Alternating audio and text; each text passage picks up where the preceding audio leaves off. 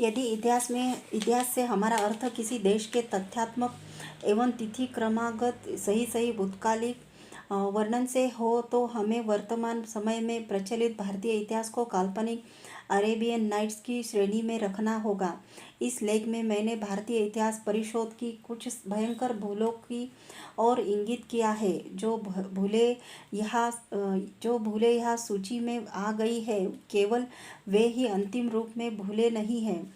भारतीय और विश्व इतिहास पर पुनः दृष्टि डालने एवं प्राचीन मान्यताओं का प्रभाव अपने ऊपर न होने देने वाले विद्वानों के लिए अन्वेषण का कितना विशाल क्षेत्र उनकी बाट जो रहा है। केवल यह दिखलाने के लिए ये तो कुछ उदाहरण मात्र है। हमारी शिक्षा संस्थाओं में आज जिस प्रकार भारतीय इतिहास पढ़ाया जा रहा है, हमारे अनुसंधान संगठनों में आज जिन भ्रमकारी धारणाओं पर इसे देखा जा रहा है, और आज जिस प्रकार इसको सरकारी और विश्वविद्यालयी माध्यमों में विश्व के समक्ष प्रस्तुत किया जा रहा है, वह समस्त भयावह स्थिति मुझे अत्यंत दुख दे रही है। भारतीय इतिहास में जिन विशाल सीमाओं तक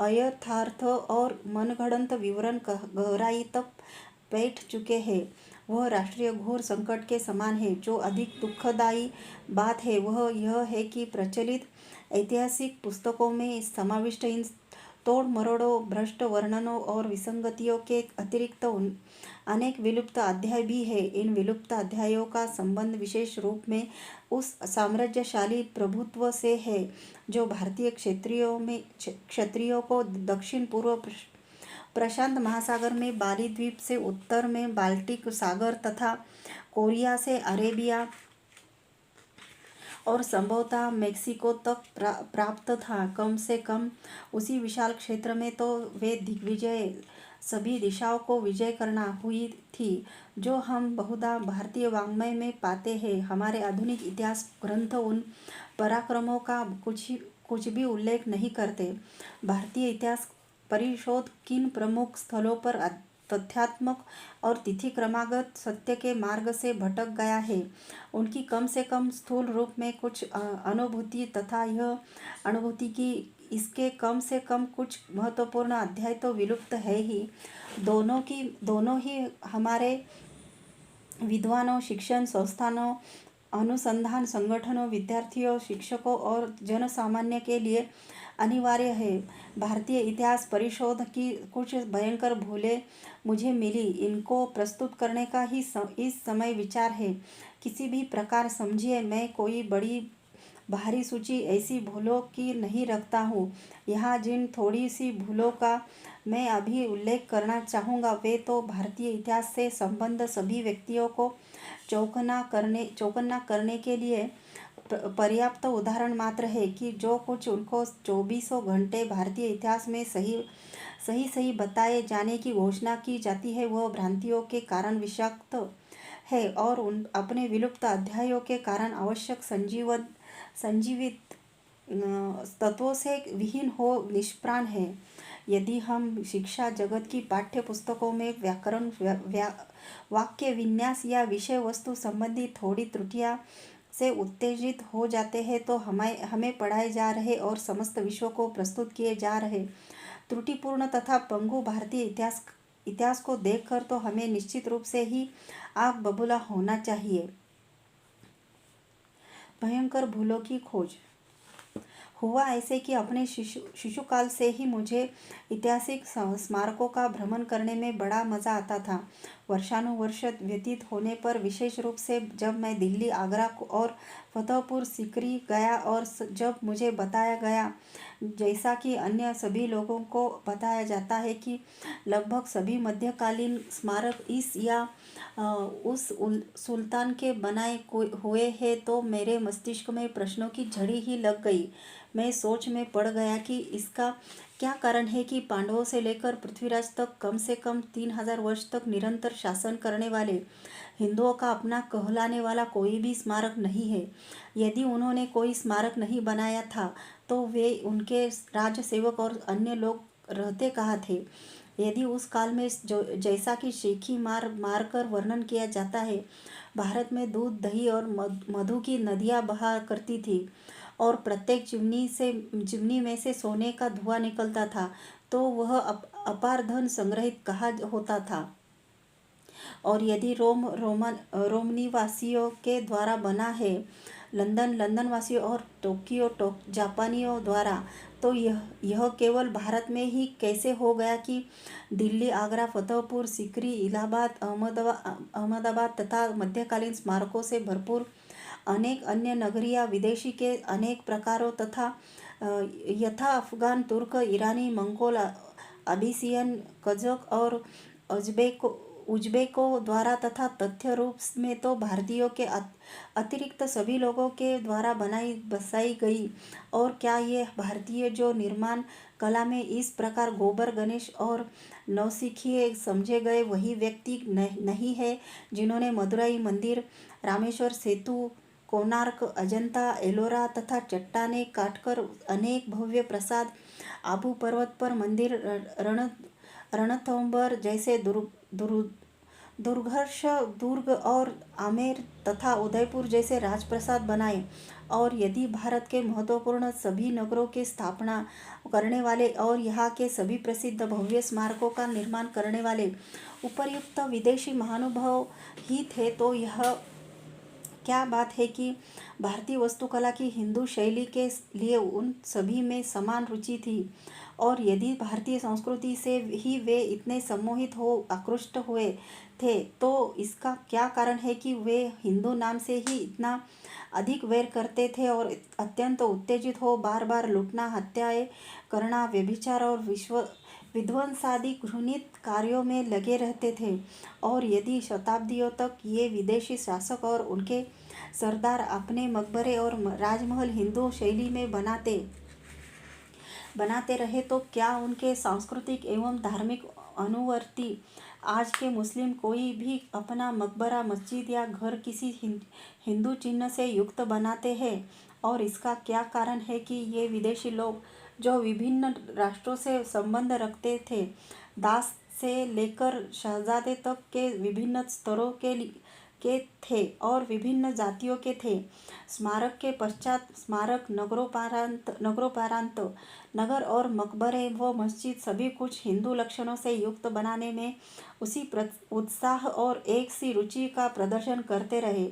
इसका क्या कारण है कि बिना तदनुरूप राजप्रसादों के उन लोगों ने केवल मकबरे और मस्जिद ही बनवाई? यदि उन्होंने अपने पूर्वजों के लिए केवल मकबरे और मस्जिदें ही बनाई, तो ये सभी विदेशी शासक व उनके सरदार ही कहाँ रहते रहे? कंगले से शहजादे तक सभी मुस्लिम घरों में निरंतर चलने वाले विभत्स घरेलू उत्तराधिकार के पारंपरिक संघर्षों के संदर्भ में इसका क्या स्पष्टीकरण है कि पूर्वजों से लेकर अनुजों तक सभी ने अपने उन पूर्वजों के लिए मकबरे बनवाए, जिसके रक्त के प्यासे वे सारी उम्र रहे थे और जिनको गुप्त भाव में मूलोत्पाटन करने के लिए सदैव अत्यंत आतुर रहते थे। इस प्रकार के हजारों विचारों ने मेरे मानस में हलचल मचा दी और मुझे अशांत कर दिया। वे सब मेरे सम्मुख एक पहेली बनकर खड़े हो गए। असंगति और परस्पर विरोधी बातों का एक पिटारा सम्मुख था। इन प्रश्नों ने मुझे गंभीरतापूर्वक विचार करने पर विवश कर दिया। हताश हो मैं विश्व के इतिहास में इसके समान उदाहरण ढूंढने लगा। मैं खोजने लगा कि क्या किसी अन्य देश में भी ऐसे स्मारक हैं जिनको उनके सपूत देशवासियों ने न बनाकर उस देश को जीतने वाले बाहरी व्यक्तियों ने बनाया हो। मेरे मानस में रोम नगरी का चित्र आ गया। रोम की भी उन्नत प्राचीन सभ्यता थी और उसमें अभी भी प्राचीन भव्य स्मारकादि है। मैं स्वयं सोच में पड़ गया कि क्या यह ठीक होगा कि मैं किसी रोमवासी के समक्ष यह विचार प्रस्तुत करूं कि वे समस्त सुंदर तथा भव्य भवन उसके पूर्वजों द्वारा न बनाए जाकर उन विदेशी लोगों द्वारा बनाए गए थे जिन्होंने समय समय पर रोम को जीता था और अपने अधीन किया था। यह बिल्कुल बेहूद बेहुदा बात होती। मैं विचार करने लगा कि तब क्या यह संभव है कि आज जो स्मारक जिहादियों द्वारा निर्मित भारतीय शैली के विश्वास किए जाते हैं, वे सब हमारे प्राचीन और मध्यकालीन हिंदू, राजपूत और क्षत्रियों द्वारा बनाए गए मंदिर, दुर्ग और राजमहल है, जो जिहादी आक्रांताओं ने जीत लिए थे, जिनमें वे रहे थे और जिनको उन्होंने बाद में मकबरों और मस्जिदों में बदल दिया था। केवल मात्र कल्पना होने पर भी वह विस्मयकारी विचार था, किंतु यह अन्वेषणीय अवश्य था। इसके अतिरिक्त किसी कागज या अभिलेख का ऐसा एक भी टुकड़ा उपलब्ध नहीं है जो यह प्रदर्शित करता हो कि एक भी मकबरा, किला या मस्जिदों बनाने का आदेश किसी जिहादी सरदार या शासक ने दिया हो। भूखंड के अधिग्रहण अथवा भवन प्रारंभ करने के संबंध में कोई भी रूपांकन, चित्रांकन, कोई पत्र व्यवहार या आदेश, भेजी गई सामग्री के लिए देयक और अपनी सेवाओं के बदले में पावतियां कहीं भी उपलब्ध नहीं है। यथार्थता इतिहासवेताओं और अन्वेषणकर्ताओं को बुरी तरह झांसा दिया गया है। उनके लिखे सभी इतिहास और ग्रंथ केवल सुनी सुनाई बातों पर ही आधारित है।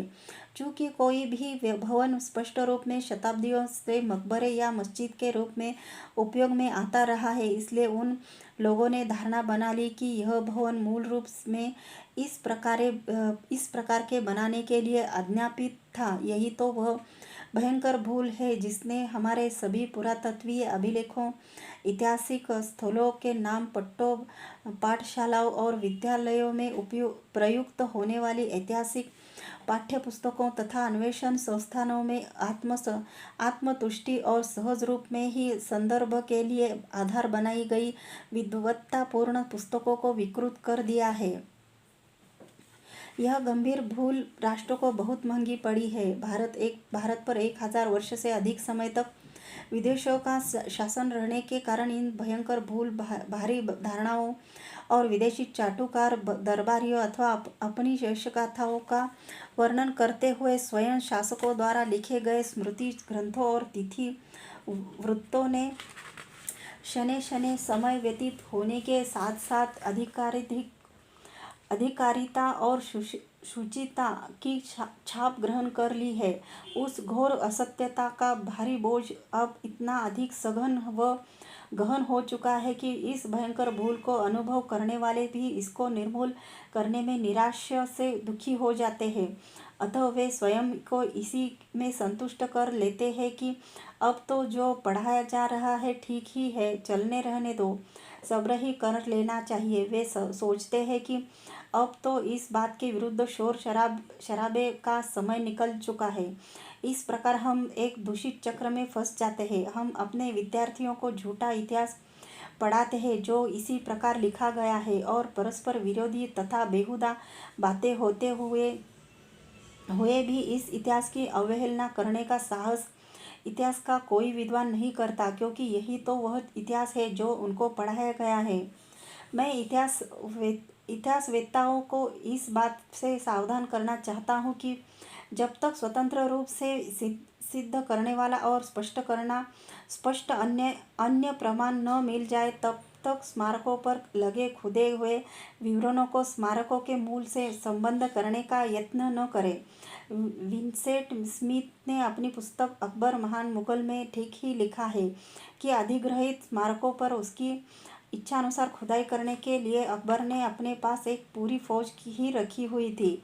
फतेहपुर सीकरी के स्मारकों पर उत्कीर्ण सामग्री इसी प्रकार की खुदाई है।